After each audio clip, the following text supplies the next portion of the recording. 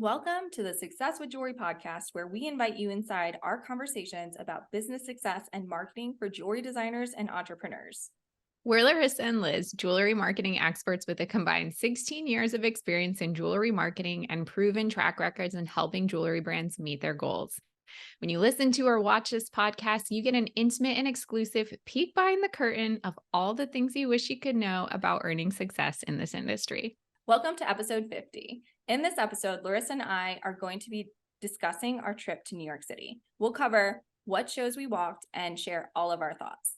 We also want to tell you about our insider community. When you join, you'll have access to extended episodes full of tips that you can start implementing today and further resources about each topic we discuss. In the extended version of this episode, we share more about the power of community and we talk about the big question: should you be doing trade shows? To get access to this exclusive content, as well as direct access to me and Laryssa, sign up by visiting successwithjewelry.com. Hey, Laryssa, let's get into it. I like how in the intro you were like, Laryssa and Liz visit New York City. I feel like this should be like a show. Laryssa and Liz go to the jewelry trade show. Would you have had energy to do a vlog? Oh, God. No. I guess we could have rallied. But I mean, it was so much. And I had a real goal on this trip to be very present, because in the past I've been like the influencer, like in a previous world of my life, where I'd like want the perfect picture and I'd take my big camera with my macro lens and be trying to get photos. But this trip, I was like, I just want to chat with people. I like that approach. Also, in some of that lighting, it is impossible to get a good picture. And you'd spend so much time. And I was like, I have to get through all of these designers. But I did come out of it with not that much content. Yeah. Which is okay. It's fine. I had great conversations. But also, Laryssa, this is episode 50. Can't believe it. I know. We're going to, after Laryssa's wedding and honeymoon and all of that, maybe we'll do something fun. We're also about to reach 1,000 followers on Instagram. So I didn't even know that. Double fun. I like that idea.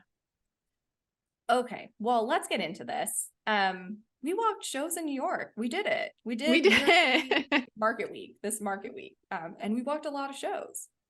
Yeah, we went to Metal and Smith. We went to New York Now and Melly, and Liz went to Shop Object. Oh my. Oh my, so much stuff. So also, fun fact, this was the first time Laryssa and I met in person. I know, it's so crazy. So crazy. Liz is real, I can confirm. Yeah, Laryssa is real too. And Laryssa is exactly like she is online. Well, that's the crazy part. It's like the first second I meet Liz, I'm like, oh yeah, this is Liz. Like I'm not surprised by this. Like, it's Liz. Yeah, totally. Yeah. So if you feel like you know us by listening to the podcast, then you do. You really do. It's true. But okay, so the first show we walked was Metal and Smith, and we made this a priority because both of us had people there we wanted to see. I had several Stay Gold Collective members, and Laryssa had a couple of clients there. So we wanted to make sure we saw them, and it was a little bit off the beaten path. So we wanted to make sure we got there.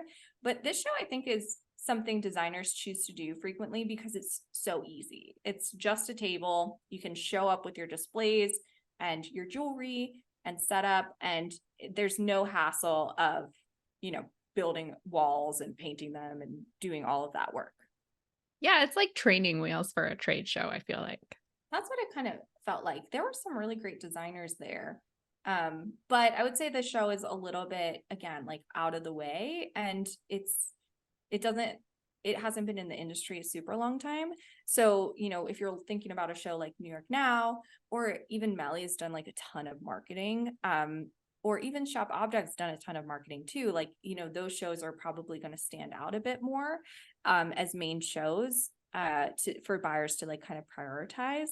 But in terms of like it being, a really like easy, cost efficient show to kind of try out, I think that's why designers choose to do it.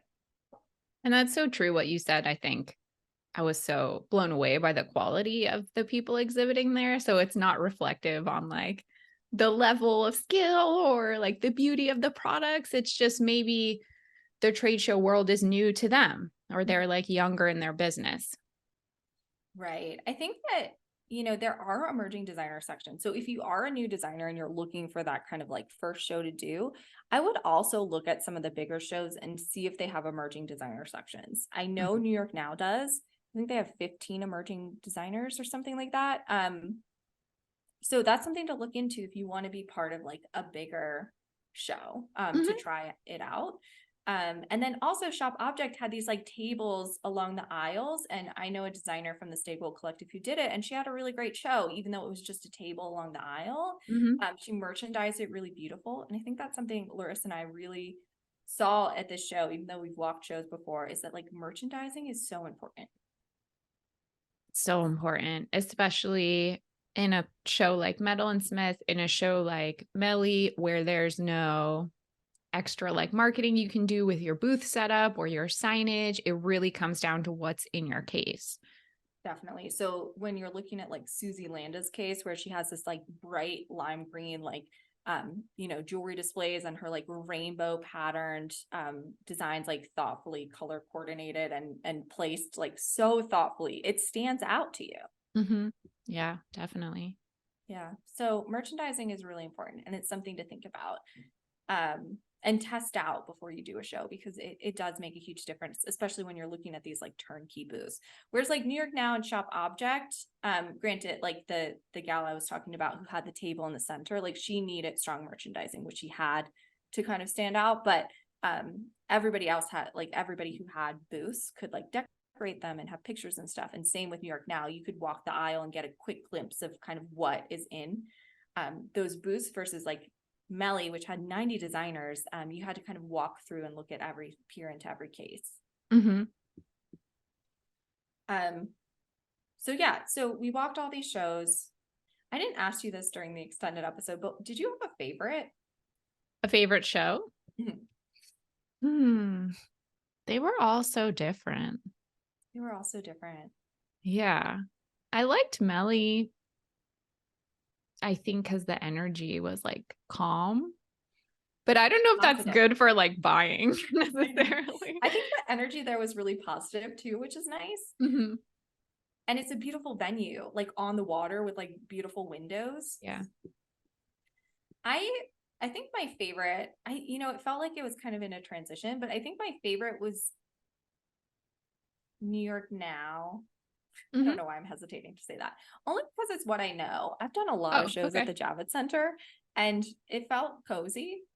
Okay. Um, and it felt like, it just has so much potential. I feel like New York Now is just like a mainstay. It's just always been there. But I I walk also, Yeah. yeah, go ahead. Walking around New York Now made me want to have a store, which I'm never gonna do, but like that's how Right? I felt. I was like inspired to want to like, how would I like curate like a store if I, had one? You would have loved Shop Object. I Mm. think you would have loved Shop Object because I really enjoyed that show too. I really enjoyed that show. I'd never walked it before. It's just so much further from the other shows. It's like about a half-hour cab ride, and I just never made the time for it. And this time I was like, I'm going to make the time for it. And I Mhm. really appreciate it. A lot of the designers there, it felt really thoughtfully curated. Maybe one day I'll have a store Yeah, maybe. I don't know. when I It does retire from marketing. when you retire from marketing. It sounds like really fun until you start adding up the costs of I'm owning a sure. store. I'm sure. And that's what I think designers need to remember and think about, is that, like, granted, designers hold a lot of weight. Like, you're doing a lot. The inventory, the marketing, all of that stuff. You're doing so much, but stores are doing so much too. Um, anyway, it's such a relationship. When designers are looking for stores to work with, sometimes the dream store is not actually like the best partnership. It's like you need to be seeking the best partnership where you're going to really work together and support each other. It's so true. And that's why it comes down to like being at the trade shows, if it's right for you, like those really personal interactions you can have and really get to know, like, who is this person I'm going to have the relationship with? Do I want to have a relationship with them? Because it really is that. It is. And it pays off over time. I mean, I've been in the industry a really long time and I've built on relationships, kind of just seeing people at market weeks and trade shows over time. And I can still like call up some people who I've met at Centurion at my first trade show I ever did in, I don't know, 2012. I can call up some of the buyers I met there and like ask them a question or like, send a designer their way. And so building relationships, I think, is the most exciting part about trade shows. Mm-hmm. So what did you think about kind of the morale of buyers and exhibitors? Yeah, so I didn't talk to a lot of buyers, so I don't really know about that. But exhibitors, I think they were positive, but also realistic. I think, well, most of the people I talked to are not totally new to trade shows. So I think they weren't like, bright eyed, wide eyed, like they knew what the deal is here. But like good vibes, good vibes. Good vibes. It felt really positive and hopeful, even though I Hmm. think people have accepted that it's been a weird year Hmm. and we don't exactly know what holiday is going to bring, but just really hopeful energy. And I think the buyers I spoke with felt really like focused, but also kind of excited. I think it was good vibes. It was good energy. And I totally forgot to mention this when we were talking about the shows we walked. We also stopped by this pop-up that Megan Patrice Riley put together at the Arlo Hotel. And it was like 7 smaller designers, kind of like with small little tables, showcasing their work. And I thought that was a really nice way to show your work for the first time. Also, I thought that was a great event. Hmm. Okay, so yeah, felt like positive, hopeful vibes. And then in terms of trends, I think like the biggest one that kind of like just stood out hugely was color. Color was everywhere. Color gems for sure. Definitely more than diamond. Yeah, and the color pink. I mean, I don't know if it's a result of Barbie or not, but there was a lot of pink and a lot of hearts. Hmm. Definitely. And pearls. And Melly was like essentially all yellow gold. There was a lot That's of so yellow gold true. metal. I didn't even think about that. But yeah, yellow is in for sure. Yellow gold is in. And then like I said, pearls, just like lots of pearls. I think that's like an ongoing trend. Earrings, So lots of many studs. lots of studs, which is good. Yeah. I wonder, like that feels like studs feel like an easy purchase, a nice starting point. I wonder if that's why Yeah. they're in. And you can buy them single or paired or like mix and match. I think I think like piercing parties are still a thing too. I think So so. Anything event related.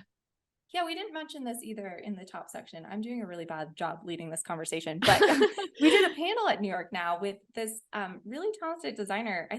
This was the first time I'd met her in person, but Sierra Winter.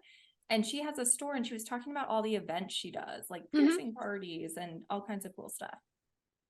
Yeah. I mean, I don't think it's a trend necessarily. Like it brings people together, especially if you serve like a local audience. I love the idea of thinking local and thinking events. I think that's just a really smart move, like bringing people together because it's people are back to like wanting the experience, not just the thing. Mhm. Um, So yeah, and then also like organic shapes like rough stones and then also like carved gems that like Amali had these really cool carved animals and I saw some others carved stones and just lots of gemstones in general, really interesting gemstones. Yeah. I love this pendant or necklace that Dana Bronfman had. That was just like a huge chunk of rutilated quartz. And it like just this raw piece that it puts the focus on the natural beauty. I think there was a lot of that kind of energy. Definitely dendritic agates, where like I mean it just blows my mind. I'm not a huge gem person, but maybe next time we do a meetup, it'll be at Tucson, like the big gem show. That would be super cool. But there are so many gems that like just naturally form certain ways and like have these cool patterns and stuff. And I feel like a lot of designers are kind of showcasing that beauty. Hmm. Definitely. All right. So in the bonus episode, we share our thoughts on whether or not we think you should be doing trade shows for your jewelry business. Have you attended trade shows in New York City before? Are you considering it? Let us know. Again, you can visit successwithjewelry.com to sign up for the extended episode as well as exclusive content. Thank you so much for listening.